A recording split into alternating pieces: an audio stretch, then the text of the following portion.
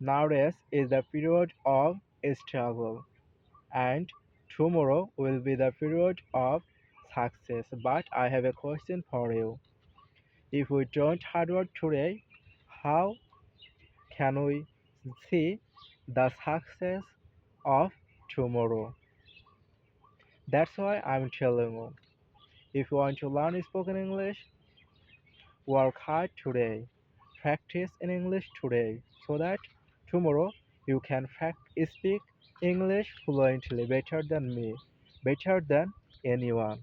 But if you don't start your English practice journey today, believe me, you never can speak English fluently tomorrow because today work result we can see tomorrow.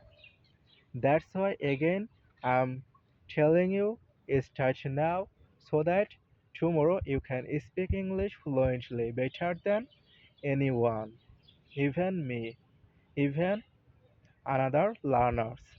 So start today, Mercy.